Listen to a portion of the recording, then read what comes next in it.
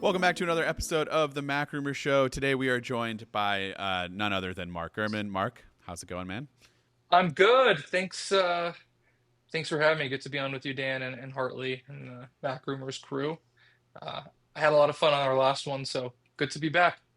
Yeah, as always, there's so much to talk about. I do first want to bring up something that has been it's been fun over the last week. So last week we had an episode talking about Mark, and we're going to bring this up with you in a minute. Talking about all the Siri fails, basically, and I have just been getting absolutely roasted, like I said I would be at the end of our episode last week. So Hartley, I hope you've just been living easy this last week. Yeah, I've been With having a all the great time. nice comments, even though I said throughout the episode that I was taking the other side, so it wasn't just two dudes agreeing with each other the whole time. That doesn't mean that I don't agree with some of the things that I said.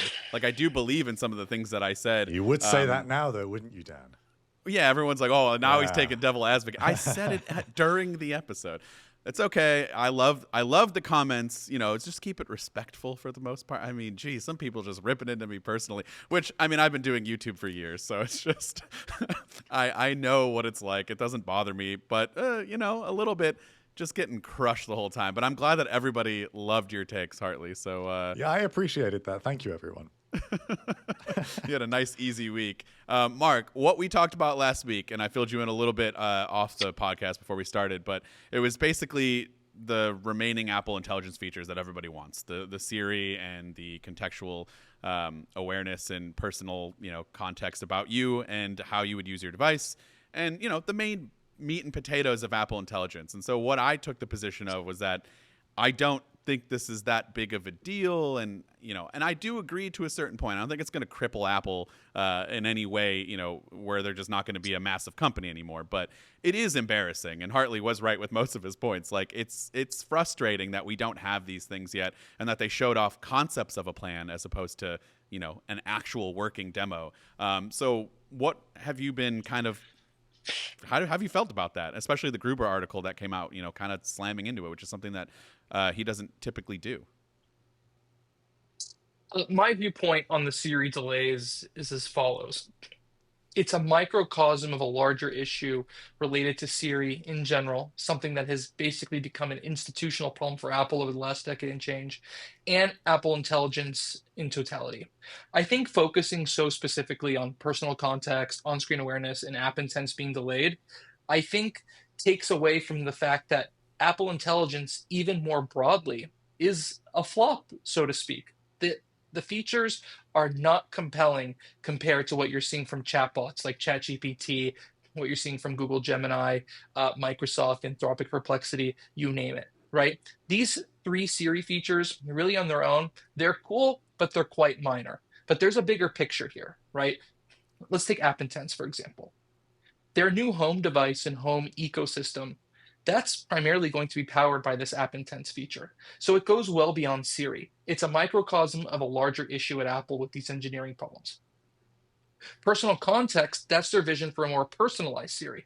But again, that's a pretty small thing, as is on-screen awareness. By the way, ChatGPT has that already anyways. The new Alexa has the personal context features built in already, so others have done this. The bigger picture here, Genmojis, they don't work consistently. That's probably their best feature, though, in Apple Intelligence, right? The writing tools are cool, but it's nothing like pasting something into ChatGPT and telling it to rework it like such and such and it doing it, right? So it's, in a grand scheme, Apple Intelligence is multiple years, multiple generations behind the competition. Siri is just a very small part of it. Now, with the remaining features that we're waiting for, do you think Apple Intelligence enhancements will still make its way into iOS 18.5, or are we looking into a further delay? Okay, so the Siri delays are as follows. When they introduced the Siri features at WWDC in June 2024. They never announced this, but the plan was always to release those functions as part of iOS 18.4. That was always planned for the April timeframe.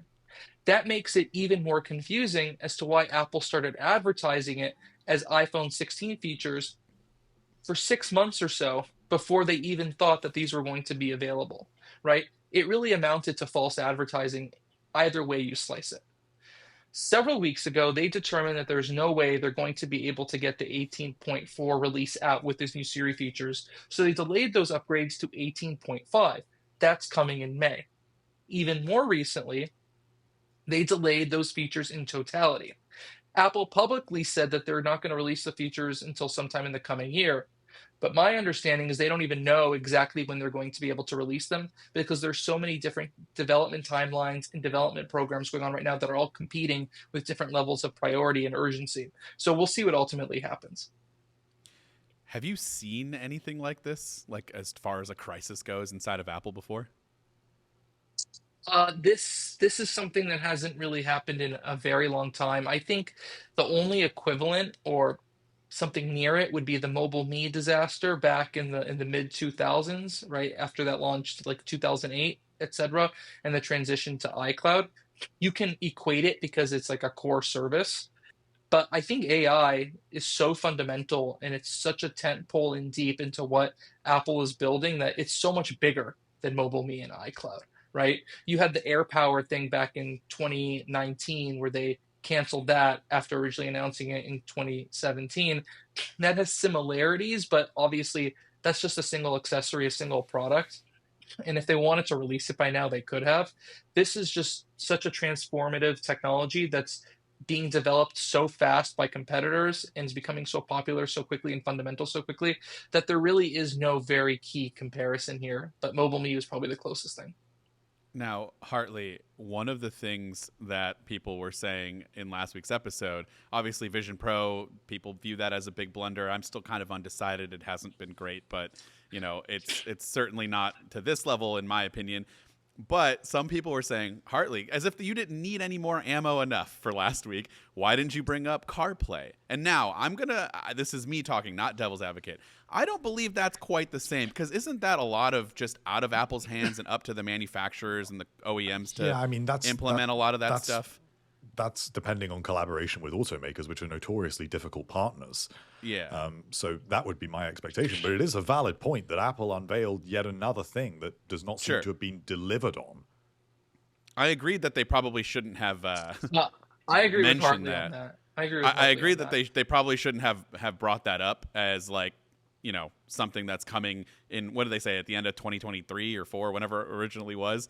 But I don't think that's got to be more of a 50-50 split there, where it's like they had all these things in place, and I'm sure they've had negotiations with these car manufacturers, and then I don't know what happened or where they went. Probably the Apple Car a little bit played into a part there, where they didn't want to have them compete against themselves. But yeah, I mean, that was another one for you to bring up, and you lost your opportunity there. And one last thing, Mark, right now, right? It is a growing list. It's not good for Apple.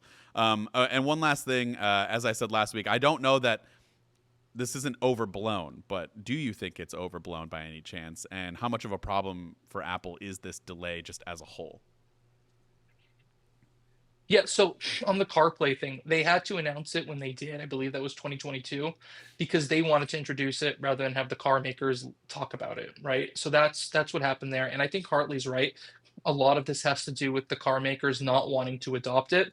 But that doesn't mean CarPlay 2 is not a failure. It hasn't launched yet, and it was introduced 3 years ago, this June.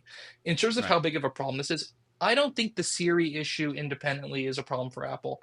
I think the problem for Apple is the bigger picture Apple Intelligence just being a suite of things that people just are not using, people are just not adopting, right? I think that's the problem. Their implementation of AI, I understand why they did it that way, but clearly it's not what consumers want.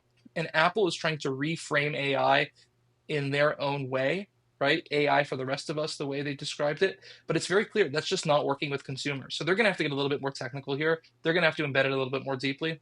They're going to have to allow people to really use a chatbot. That's what people want. So earlier today, Mark, you revealed that Apple is having quite a significant reshuffle to address some of these issues with Apple Intelligence, primarily with moving Vision Pro chief Mike Rockwell to take over this area of the company. So I was wondering if you could give us some more background on that and whether you think this will actually be enough to resolve these issues. So here's the backstory. Rockwell has been one of Siri's fiercest critics within the company for years. He had been complaining to senior VPs and other executives at Apple for years that Siri is junk. It does not work. He wanted it to be a core part of the Vision Pro. It ultimately didn't become one. Obviously, it's all hand and eye control at this point.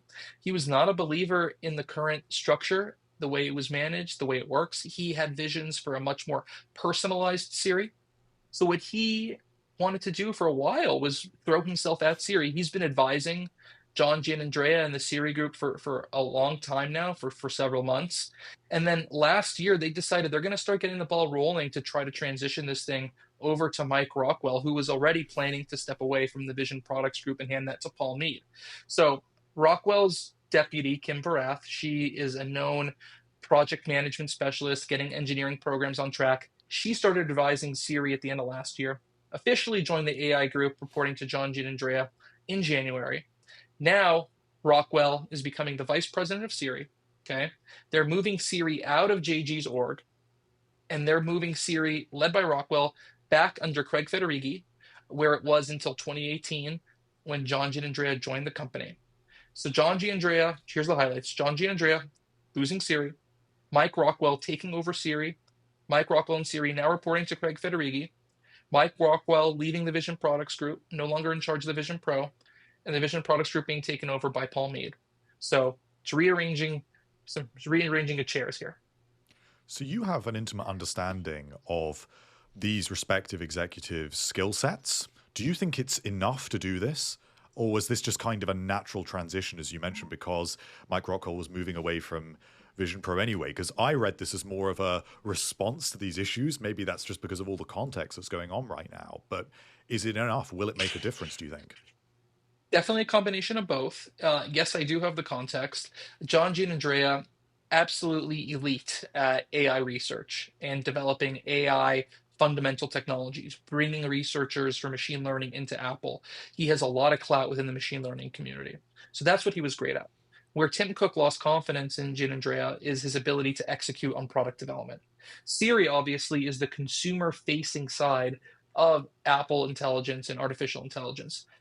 Mike Rockwell is an innovator, excellent at product development. He's an evangelist on futuristic technologies. He's an inspirational leader. And the belief is that he could be the one to get this thing into shape. My belief is if Mike Rockwell's not able to pull this off, there are a few people in the world who probably can, short of buying a major AI company and bringing them in to run things. Kind of shifting focus a little bit here, but I think it's always just going to tie back to this topic because you reported, I don't know the exact time frame, but a couple of weeks ago, I know that this started to pick up steam here. iOS 19 is rumored to be the biggest redesign since iOS 7. My first question that I want to ask is this kind of a bad time for this, considering all of the software hiccups that people have been complaining about, and obviously the Siri stuff that we've been going on and on about? Is this just kind of a bad time to do some major shift, not just with iOS 19, but also apparently with macOS, and obviously iPadOS will follow, but with just all of these platforms? I think the worst thing Apple could do is stand still, right? And this is the opposite of standing still. This is them saying we need to innovate in software again and make fundamental changes to our software. We need to re-architect the connectivity between human beings and their devices, how things look, how people interact, not only the user interface, how it looks, but the user experience, how it works, the interaction models, how people feel when they're using it. iOS has gotten stale. macOS has gotten stale. These operating systems essentially look the same as they have the last 2 decades. It's time to shake things up. And it just so happens this is a good year for them because it's a distraction from the artificial intelligence things. At Apple's very core, what are they known for? They're known for slick user interfaces that people want to lick. That's what Steve Jobs used to say. And they are trying to get back to their roots there. So you don't think that this is a bad thing, that with all of the light of the bugs and the AI issues, that Apple is expending energy in a different way? Okay. No. Look, the bug things is what you and we talk about on your podcast. That's what the MacRumors people talk about. That's what we talk about on Twitter and Threads and whatnot. Okay, 2 billion plus people use these devices. Fewer than 1% of people are complaining about bugs. They care about what the stuff looks like. And majority of people are going to be pretty happy with the new OSs. Now, maybe they'll say, where did this button go? Where did that button go? I don't like this. I don't like that. there will be a learning curve, right? You shall see how Apple gets people adjusted, right? But at the end of the day, I think it's a good thing. So that was going to be my follow-up, was like, do you think people are going to like this, or is it just going to be I more of do. a they'll like it I later do. on? It's Okay. pretty, it's slick, it's new. They'll get used to it. Don't forget, Apple doesn't only need to appeal to the 2 billion customers they have today, they need to appeal to the 2 billion customers they're going to have tomorrow. New people who are getting Apple products for the first time, right? People are born every day. They have to appeal to people who are switching. And they also have to appeal to people who are entrenched in today's ecosystem. So that's what this is about, making sure they've got something for every potential customer. So we're also expecting to hear more about Apple Intelligence with iOS 19, and I'm assuming that will be quite separate from the features they've announced so far. So how do you see Apple Intelligence expanding with iOS 19? Because it actually is not really good enough for Apple to just debut what they've already done. They're going to have to show a little bit of what's to come. I think what you're going to see is them embedding existing Apple Intelligence features, things that are akin to the existing Apple Intelligence frameworks in more applications and more parts of the user interface. So you'll see them talk about how there are more parts of apps, more things across the OS powered by Apple Intelligence. But I'm not expecting any major new features. They'll brand more things as Apple Intelligence related. So for example, I reported that there's going to be deeper hooks throughout the OS into their new translation service, including in AirPods for the live translation feature, similar to what they have on the Google Buds right now. So that's going to probably be marketed as an Apple Intelligence feature as well. But there's going to be a lot of little stuff related to AI. In their internal meeting about the Siri failures last week, they were pretty open about it. It's not good enough just to ship these features that we announced a year ago. There's a ton of other new features our customers, they say, not my customers, Apple's customers, that they're expecting that. And I don't anticipate them to show an overhauled version of Siri this year, maybe from a UI standpoint, but that's something on the docket 26, 27. With Siri, it said that it's going to be in iOS 19 capable of handling more advanced queries. What sort of queries are we talking about here?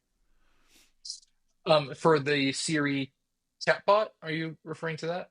I think a little sooner than that. I don't Yeah. know if there are layers to this with the iterations to Siri here, because there's a few things sort of swirling around in sort of among reports and rumors that we've got the version of Siri that they have announced is coming with personal context, etc. Right.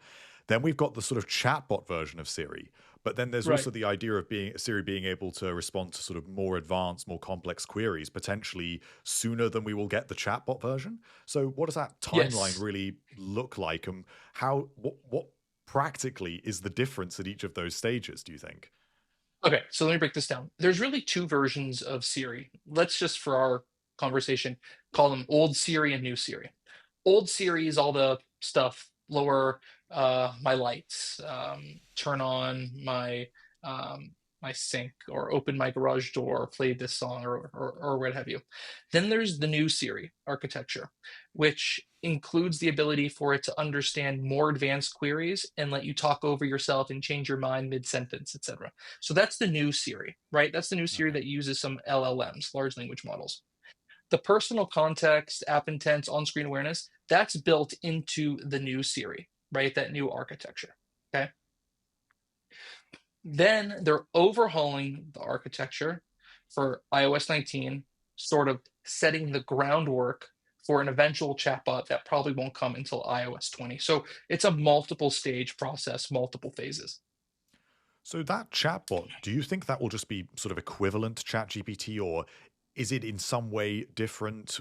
What's Apple really doing differently there, or is it just the ultimate conclusion of having ChatGPT integration, but functionally, as far as users are concerned, will it be the same experience? I think it's going to ultimately, when this is all said and done, shape out closer to like Alexa Plus, given how personalized and all the context that assistant has about things you've told it before. But the goal for Siri is a daily workhorse companion for getting stuff done on your iPhone, iPad, and Mac. That's the idea. Do you think that Apple would ever go as far as to actually provide an experience a little bit like ChatGPT, where you just paste that content in and it spits out what you ask for? Because we've got kind of a little bit closer to that, I suppose, with the fact that you can now easily invoke on the iPhone typing to Siri. But I think obviously, it's eventually. still I think not eventually. quite there. I think eventually. They're going to have to get the models smaller, though. They want to do a lot of this on device. And obviously, there's the GPU shortages, which is making this difficult for everyone in the industry. Speaking of delays in Siri, again, sorry to bring this up, but the smart home product, is that delay because of all of this that's happening? And like, do you know when we can expect it? I was super excited for something like this. So it was originally supposed to hit in March, be announced in March, and be released in sort of this April timeframe with App Intents as part of iOS 18.4. So this is going to be delayed probably till the end of this year at the earliest, maybe even next year. You really need some of those App Intent features. So, can you give us an idea of what kind of experience that device will actually offer with Apple Intelligence? Because I can understand, say, with my iPad, how it would be useful, but I'm sort of struggling to comprehend how that's useful in a home context. Because if it's not just for home controls, where does Apple Intelligence really come into it? Why is it so important for this product? It's important for the product because you're going to be able to try to throw multiple commands at it once and tell it to do things. So, like, for example, the way this Siri could work is you can say, open up mail, write an email to Hartley saying this, and that, CC Dan, um, and also add a few pictures from my photo library, include the picture of my dog wearing the red sweater, and also let him know about my calendar availability this weekend. Saying that all in one command, right? That's the power of combining app intents with personal context. That's the type of thing they want you to be able to do from that home hub device. But imagine it for the series of home commands and a series of other things as well. And if it's not going to run a fully fledged version of iOS, I assume then that this product is kind of a showcase for Apple Intelligence, it sounds like. It's an Apple Intelligence device, yes, and it's one of a series of products that they're developing inside of their home devices group related to this stuff. There's the robotic tabletop version, which requires the tabletop version that can move around is designed to be a companion in your workspace, right? And so that really is going to need sort of the bigger chatbot related functionality down the road as well. So Go ahead. with looking at Apple Intelligence in the smart home lineup, obviously we don't have Apple Intelligence on the HomePod. We don't have Apple Intelligence on the Apple TV. How do you see that progressing? Is that really just a case of updating the hardware and just sticking Apple Intelligence on it as it is today, or are there specializations that need to be made or certain things that need to be achieved to be able to get the home product lineup to where it needs to be?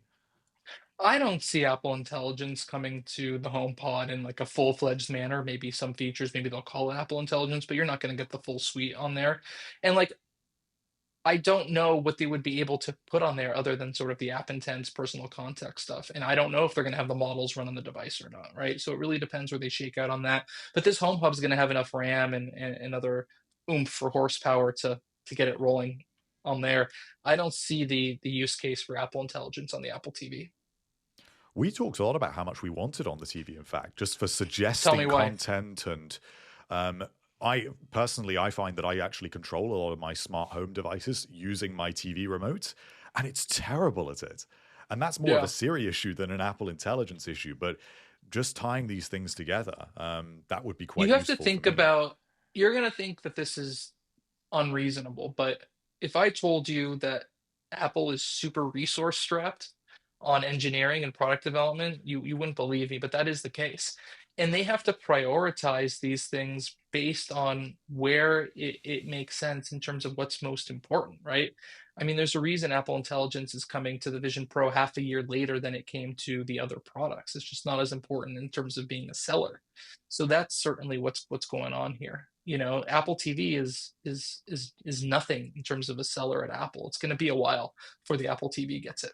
That's a very interesting point about resource issues, and we've speculated a lot about that. So maybe you can give us some context about that and explain why that is the case for a company that is worth so much, that seemingly has boundless amounts of money to be able to throw at a problem. Why does this happen? Apple's functionally organized, which means, they have one software group, one services group, one hardware group, and they all bring up together, right? But within those divisions, they're also functionally organized. So let me just give you an example here. Like One of the reasons the Siri delays are going to be pretty much indefinite at this point is because the Siri team has other responsibilities and other priorities and other projects across Apple that it needs to contribute to. But let me talk about here's this example. So like the AirPods team, right?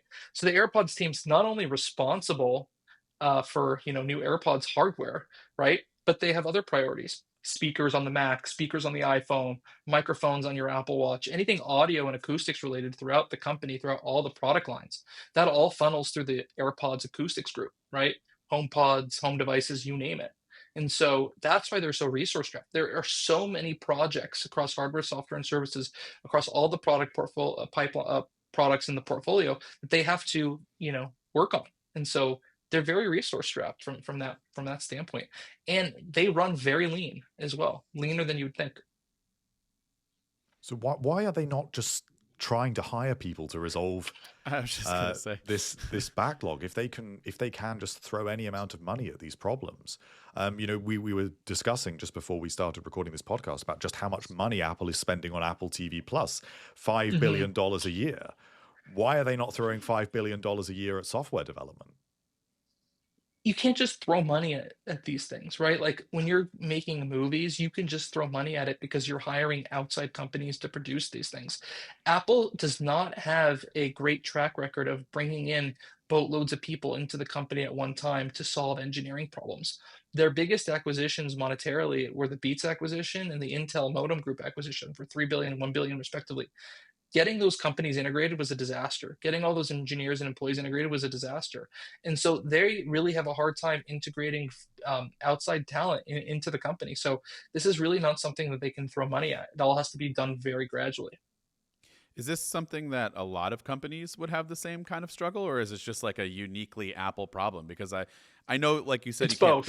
You can't throw money at everything, but certainly that does help if you can have the resources financially to make this a more, tighter ship and have people designed and dedicated to just do specific things and then have others work on the other stuff. So you're not pulling people off of the projects, so you're saying it's both their unique problem, but also. Yeah. Go ahead. Apple's It's also not been an caught app. wrong-footed by the push for AI. I think that maybe the hires Yeah. that they should have made in this area were perhaps neglected, I would assume. Well, Apple is not immune to the same issues that everyone else is facing, right? So other companies have the same problems, but it's more, okay, two things. One, it's more top of mind at Apple because people like us care, right? They have 2 billion consumers and we really care because we love our Apple products and we love talking about them. So that's one. Two, the way Apple's organized is a little different. Like they couldn't buy Intel's modem unit and leave it to the side as its own standalone division, right? They fully integrate that thing into the company. Beats, for the most part, fully integrated into the company. They make acquisitions and take them and fully integrate them. Whereas another company might just leave them to the wayside and operate it as a full subsidiary. So that is, one of the challenges as well because of Apple's culture of integration. So are you surprised that Apple just didn't buy, maybe OpenAI was always too big for them, but a company like that at that point, why they just didn't do that from the beginning? I'm not surprised at all because they're immune to these big deals because they always happen and they blow up in their face and they become really complex. But I think AI would have been the one exception to like make it work at any cost, and they didn't do it. I still think there's a possibility eventually that they will go down that road. I mean, if you think about it, like John Giannandrea is going to retire in a couple of years. Mike Rockwell is going to, be around for however long he's going to be around. But at some point, they're going to need new leadership in the AI space, and they may need to buy a company to bring that person in. Like, I wouldn't be surprised if they're trying to find, John Giannandrea's long-term successor right now, even if that's from another company, even if that's buying a company. So we also wanted to talk about the iPhone 17 lineup briefly. Mm. One thing that intrigued me is that with the iPhone 16 lineup, obviously Apple Intelligence had already been pre-announced at WWDC, but the one feature that wasn't was visual intelligence, which was effectively shown off as an iPhone 16 feature. Do you think that there will be exclusive AI features to the iPhone 17, or is Apple a little bit cautious now of having been burned by all of these features? And is that not really a focus for the iPhone 17 lineup? Are they maybe learning to maybe not brand the iPhone lineup around intelligence? More to come soon on that. But there are some cool AI features in development. It's just about where they're going to plug and play them. Okay, well, that will be good to hear about. And so finally, just looking at how Apple digs itself out of this hole now, we've talked about the reshuffle, we've talked about the sort of extended timelines here. But what do you think Apple should do to course correct here? I think they're doing the right thing. I think getting rid of John Giannandrea would have been short-sighted. Obviously, he has a lot of clout. It would have been a bad look on Tim Cook, yet another hire that didn't work. I think they need to let this thing keep rolling and behind the scenes invest and bring in help to make this happen. So I think they're doing the right things, and I think Rockwell was the right guy for it. I mean, very futuristic guy, very much into these technologies, very much has a vision to make this go right. And we assume that Apple will make it, that these features will see light of day in the not too Yes, they distant will. future. They will. Um, It'll be sometime in 2026. but how bad could it get? I don't think it could. I mean, it could get bad if, these other companies reach AGI and Apple doesn't even have these features out to market. It could get bad if Apple doesn't make the right investments or acquisitions to get something closer to a Chat GPT running, right? It could get bad if a year from now Apple announces a breakthrough assistant that's already been jettisoned by the competition. So we'll see what happens. It's not pretty. The weakest part here is that no one's really using these features. They've tried to sell these as the future. They tried to sell these as compelling and a reason to buy a phone. Tim Cook said on earnings call that using an iPhone is never going to be the same again after Apple Intelligence, but that all just turned out to not be the case. You can certainly live without Apple Intelligence. And I'm not that's sure you can live without Chat GPT. The one thing I think people haven't talked enough about is that you can access all these third-party AI apps on the phone, on the iPad, on the Mac, and they work pretty well. But at the same time, people want an Apple experience. They want an Apple alternative. so. Where does the collaboration with OpenAI go? Because if Apple ultimately is aiming to Yeah. release its own chatbot that is virtually as good, and is trying to use this to sort of plug a stopgap, is what it looks like. Is this really a I think it's a temporary thing? stopgap. I think it's a temporary thing, but I don't think their vision was for it to be a temporary thing. I thought their vision was like never to get into the chatbot space and leave that entirely to OpenAI. One, philosophical reasons. Two, their tech's not good enough. At some point, they're going to have to do it, and at some point, they're going to have to drop OpenAI. And how significant do you think the reputational damage here is? Because Apple's always known as the company that does deliver. I mean, there are some minor examples of this with maybe Air Power or things that are not quite as important. Arguably, Vision Pro hasn't quite delivered on its promise, but these are minor products that really a lot of people don't think a lot about. Apple Intelligence has been front and center. And ordinary users will quite rightly feel a little bit cheated by that. So do you think that the whole way that this has been dealt with has been very good? Do you think Tim Cook should have said something about it? Do you think that They don't want to acknowledge that there's a problem here. They just want to work behind the scenes to get it better, and then when it's better, to tout, how much better it is. I mean, even with Apple Maps, I mean, they didn't really. I mean, he issued an apology on their website, and they talked a little bit about it, right? But they pretty much went heads down, and Apple Maps is pretty good. I I use it personally. I just don't see the AI stuff going as smoothly as Apple Maps did in the end. Like they really turned things around with Apple Maps. I don't anticipate Apple Intelligence having the same breadth of turnaround. The speed at which this stuff is moving is so quick at the competition side, whereas the maps industry was at a standstill, right? Like Apple had 10 years to catch up because no one else was doing anything. That's a good point. AI is evolving daily. That's a really good point because I forgot how much of a mess Apple Maps was, and now it's no longer the butt of a joke. It's my preferred choice too. I mean, Google still does some things better, but Apple Maps is terrific. That's my go-to. Yeah, absolutely. Do you think there's maybe a way where I've seen different branded versions of ChatGPT where maybe like a licensing thing just happens in the end where they can just kind of keep it? I mean, that's the quick way to do it is like replace these models, these Apple models with models from a third party and get this thing moving in the right direction. But I think that's something that they should sit down and consider. But, from a privacy standpoint, I would guess they're pretty allergic to that idea. Yeah. How much do you think ordinary users actually care? Because we are in this sort of tech world, and it's actually hard to tell how much ordinary users that bought this iPhone 16 because it says it's got Apple Intelligence, and now they don't really have what they thought they were getting. how common is that? Is that I really a think problem? I think is the extent of it. I think consumers bought these phones because they were promised Apple Intelligence and they don't know what it is or where it is or what it does. And so I think that's what consumers are grappling with. So I think that is very real. But in terms of this palace intrigue and the nitty-gritty on what's going on here, I don't think consumers pay any mind to that. That's why this redesign thing is so important, because that's what consumers are going to pay attention to. That is the point overarching that I was trying to make, that I still do stand by and believe in the sense that, yes, this is embarrassing for Apple. This is something that's unacceptable, definitely false advertising. I don't disagree with that, even though I tried to do that last week for the sake of the show. What I do stand by is that I still don't think that many people even know what Apple Intelligence is or what it's going to do. And like, they've heard of it, but they don't care. It's not going to stop them from buying an iPhone.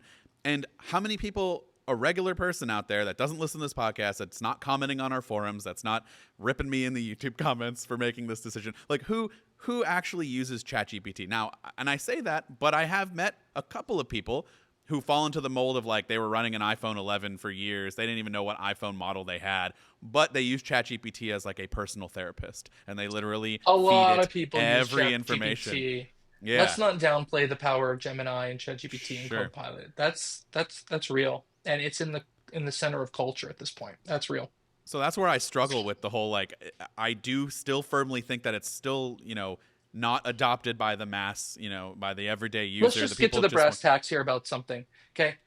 Apple has integrated OpenAI into the iPhone, but they did a terrible job integrating it. They make OpenAI a one and done system. It's not conversational, right? Yeah. At the very least, make the OpenAI integration conversational. Give us the real ChatGPT experience. Don't make it a one and done search engine type of deal, right? That they should at least do. I'm guessing that's for privacy reason. And also, you could just download the app and do it that way. But And of course, you could do that on any device. And on any device, yes. So, yeah, I mean, it's all really interesting, and it's not a great time for Apple. But where I still stand is that I, like you, Mark, I think you said this, and you can probably, back me up. Yeah, they're going to be fine, and they're going to figure this out. I don't think we need to panic. Well, I mean, panic in a different way. Short-term panic, long-term, they're certainly long-term, though. but they'll figure it out eventually. Yeah. Cool. Real quick, one last thing.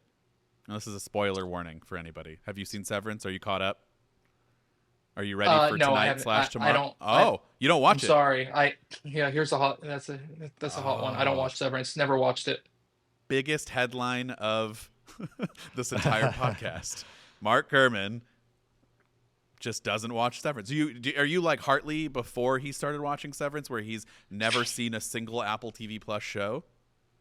No, I've seen some Apple TV Plus shows. Hijack with Idris Elba, Presumed Innocence with Jake Gyllenhaal, Great Tehran. I thought those were all pretty good.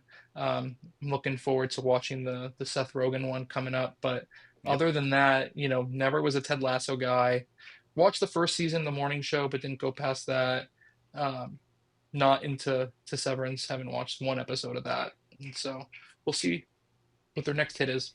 All right, Mark. Well, I did this to Hartley, so now I'm going to have to do this to you. I'm just going to have to keep pressuring you into watching Severance until you do eventually. So it might take a couple of years, but maybe I will. I'm not If you against it. I have nothing philosophical against it. So okay. Yeah. Well, Hartley did for some weird reason until he finally broke down and watched it. Yeah, it was good. It was worth it. Okay. All right. Well, thank you so much, Mark, for coming on. We always really appreciate your time. Love doing it. Thanks, guys. All the best.